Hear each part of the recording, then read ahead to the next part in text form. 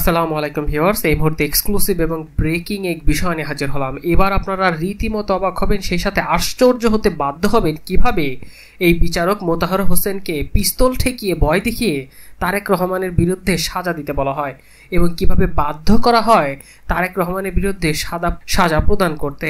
তার এক্সক্লুসিভ লোমহর্ষক তথ্য প্রকাশ করেছেন এই বিচারক মোতাহার হোসেন এবং তিনি তুলে ধরেন সাবেক প্রধানমন্ত্রী শেখ হাসিনা পদত্যাগ এবং দেশ ছেড়ে পালিয়ে যাওয়ার পরপরই এই প্রথম তিনি এবার দেশবাসীকে এমন তথ্যটি জানান। তুলে ধরবো আজকের এই প্রতিবেদনে পিস্তল ঠেকিয়ে ভয় দেখিয়ে তারেক রহমানের বিরুদ্ধে সাজা দিতে বলা হয় এমন প্রতিবেদনের লোমহর্ষক একটি তথ্য জানিয়ে দেব। চলুন এবার মূল বিষয়ে যাই, কিভাবে বিচারককে ভয় দেখিয়ে তারেক রহমানের বিরুদ্ধে সাজা প্রদান করতে বাধ্য করা হয়। ক্ষমতাসীন আওয়ামী লীগ সরকার, ঢাকা বিশেষ জজ আদালত 3-এ বিচার চলছিল বিএনপি নেতা তারেক রহমানের বিরুদ্ধে বিদেশে অর্থ পাচার সংক্রান্ত কথিত দুর্নীতির মামলা। রায় ঘোষণার আগে নানা নাটকীয় ঘটনা ঘটে। বিচারক মোতাহার হোসেন স্বাভাবিকভাবে মামলার রায় ঘোষণার প্রস্তুতি নিচ্ছিলেন, কিন্তু হঠাৎ বদলে যায় দৃশ্যপট। চারদিক থেকে আসতে থাকে নানা চাপ এবং হুমকি। তারেক রহমানকে যে কোনোভাবেই যে কোনো মূল্যেই সাজা দিতে হবে। সাক্ষ্য প্রমাণের ভিত্তিতে মামলার রায় যা হওয়া তাই হবে। বিচারক প্রথমে এমন মনোভাব প্রকাশ করলে তার উপর চাপ আরও বেড়ে যায়।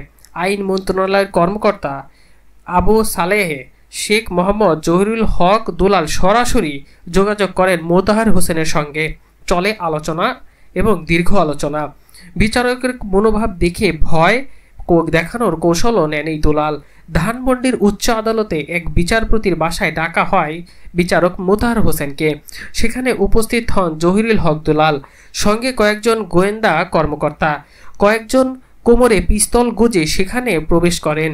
বিচারক মোতাহার হোসেনকে বলা হয় তারেক রহমানকে যে কোনো মূল্যে সাজা দিতে হবে। বিচারক তখন জানান মামলায় সাক্ষ্য প্রমাণ নেই সাজা দেওয়ার মতো, এ মামলায় সাজা দেওয়ার আইনসম্মত হবে না। তখন দুলাল বিচারককে প্রাণনাশের ভয় দেখান। গোয়েন্দা কর্মকর্তারাও ভয়ের পরিবেশ তৈরি করেন। এক পর্যায়ে দুলাল বিচারককে বলেন, আপনাকে রায় লিখতে হবে না, আমি লিখে দিব, আপনি শুধু পড়বেন। পরে দুলাল রায় লিখে পাঠিয়েছিলেন বিচারকের বাসায়। বিচারক মোতাহার অবশ্য আদালতে জহিরুল হক দুলালের লিখে দেয়া রায় পড়েননি। তিনি নিজের লেখা রায় পড়ে তারেক রহমানকে অভিযোগ থেকে বেকসুর খালাস করেছিলেন। সে সময় রায় ঘোষণার পর থেকে চরম নিরাপত্তাহীনতায় পরে এই বিচারকেই মোতাহার। চাকরি থেকে অবসরে নেয়ার 1 মাস আগেই এই ঘটনা উলটপালট করে দেয় সব কিছু। কিছুদিন আত্মগোপনে থাকার পর আদালতে ফিরে আসলেও বুঝতে পারেন তাকে শায়েস্তা করার নানা আয়োজন চলছে। পরে নিজের অফিস গুছিয়ে অবসর নেয়ার আগের দিন প্রিয় কর্মস্থল ছাড়েন। এক ছেলেকে নিয়ে চলে যান মালয়েশিয়া। এরপর অনেকটা ভবঘুরের মতো সময় কাটছিল। গোয়েন্দারা পিছনে আর এক স্থান থেকে বেশ দিন থাকতেও পারতেন না। তিনি থাকতে পারেননি এক দেশেও। কয়েক দেশে ঘুরে 2022 সালে থিথোইন ফিনল্যান্ডে ছেলেকে নিয়ে সেখানে রাজনৈতিক আশ্রয়ে আছেন। 5ই আগস্ট ছাত্র জনতার গণঅভ্যুত্থানের পর দেশে ফেরার চিন্তা করেছেন বিচারক মোতাহার হোসেন চৌধুরী। হোয়াটসঅ্যাপে মানবজমিনের সঙ্গে আলাপকালে তিনি জানিয়েছেন রায় দেওয়ার আগে পরের দুর্বিষহ পরিস্থিতির কথা। দ্বিতীয় দফায় আওয়ামী লীগ ক্ষমতায় আসার পরপরই চুয়াডাঙ্গায় দলটির নেতাদের বিরুদ্ধে একটি মামলার রায় দিতে হামলার শিকারও হয়েছিলেন। পরে 41 দিন আত্মগোপনে থাকতে হয় এই বিচারককে।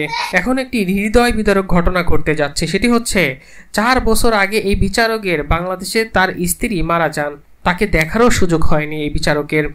2 ছেলেকে নিয়ে মোতাহার হোসেনের স্ত্রী দেশে ছিলেন। নিরাপত্তাহীনতার কারণে তাদেরকেও এক জেলায় থেকে আরেক জেলায় ঘুরতে হয়েছে।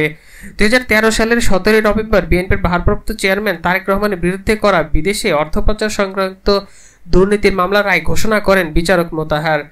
কোনো অভিযোগ প্রমাণিত না হওয়ায় রায়ে তিনি তারেক রহমানকে বেকসুর খালাস করে দেন। অর্থ পাচার মামলায় তারেক রহমানের বিপক্ষে করা অভিযোগের কোনো তথ্য প্রমাণ ছিল না উল্লেখ করে মোতাহার হোসেন বলেন, রাজনৈতিক কারণে হয়রানি করার উদ্দেশ্যে এই মামলা তারেক রহমানকে জানানো হয়। সম্পূরক চার্জশিট দিয়ে তাকে অভিযুক্ত করে এই মামলায় চার্জশিট দাখিল করা হয়েছে। তিনি বলেন, আমি বিচারক হিসেবে নিযুক্ত হওয়ার পর মামলার নথি বিশদভাবে পর্যালোচনা করি। দেখি তারেক রহমানের বিরুদ্ধে যে অভিযোগ, সেই অভিযোগ তার বিরুদ্ধে কোনো সাক্ষ্য প্রমাণ নেই। তার বিরুদ্ধে অভিযোগ গঠনের মতো পর্যাপ্ত উপাদানও নেই। এরপরেও যেহেতু চার্জ গঠিত হয়ে গিয়েছে, এই কারণে আমাকে বিচার করতে হবে। আমি বিচার কন্টিনিউ করি, সাক্ষ্য গ্রহণ করি। আসামিদের বিরুদ্ধে তো কোনো এভিডেন্সই নেই, এভিডেন্স হলো জিরো। একজন সাক্ষী তার বিরুদ্ধে অভিযোগ দিয়ে তার নাম উচ্চারণ করেনি, কোনো অভিযোগও দেয়নি। সেই মামলায় কি করে একজন আসামিকে সাজা দেয়া যায়? এই মোতাহার হোসেন বিচারক বলেন, দোষ না থাকার পরেও বিদেশে অর্থ পাচার মামলায় রায়ে যেন তারেক রহমানকে সাজা দেওয়া হয়, সেজন্য সাবেক আইন সচিব দুলাল তাকে একের পর এক চাপ দিতে থাকেন। জহিরুল হক দুলাল তখন আইন মন্ত্রণালয়ের কর্মকর্তা ছিলেন। আইন সচিব হন 2015 সালে। অবসরের পর 2020 সালে করোনা আক্রান্ত হয়ে তিনি মারা যান। আল্লাহ কিন্তু তার বিচারটা ঠিকই করে দিয়েছে।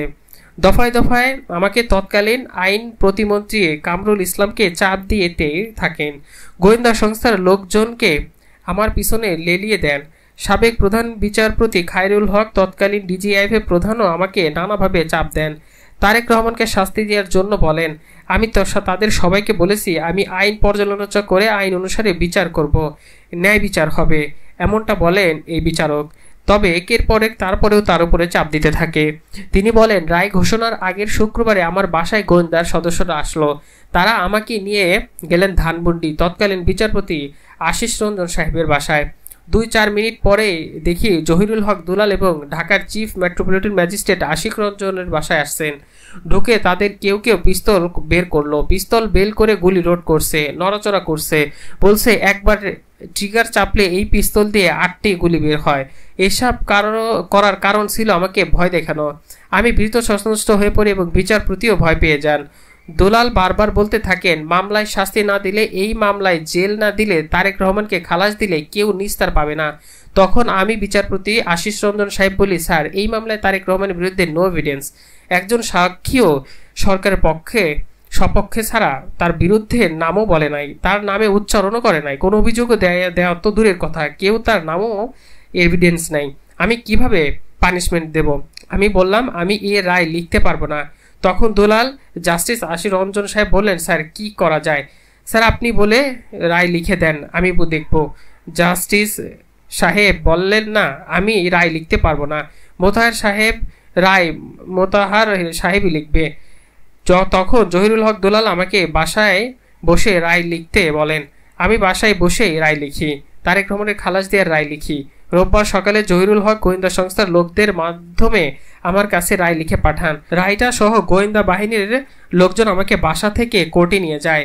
কৌশলে আমি আমার লেখাটা সেখান থেকে সঙ্গে করেই নিয়ে যাই, রায়টাও লিখে। এজলাসে উঠিয়ে যা সত্য ও সঠিক সেই রায়টাই ঘোষণা করি। এরপর পরিস্থিতি বিবেচনা করে নিরাপত্তায় উদ্বিগ্ন নিয়ে আমাকে আত্মগোপনে যেতে হয়। এক পর্যায়ে আমি আবার কোর্টে আসি। অবসরের ঠিক কয়েকদিন আগে জানতে পারি, অবসর নেওয়ার দিনই তারা আমাকে অপহরণ করে গুম করে দিতে পারে।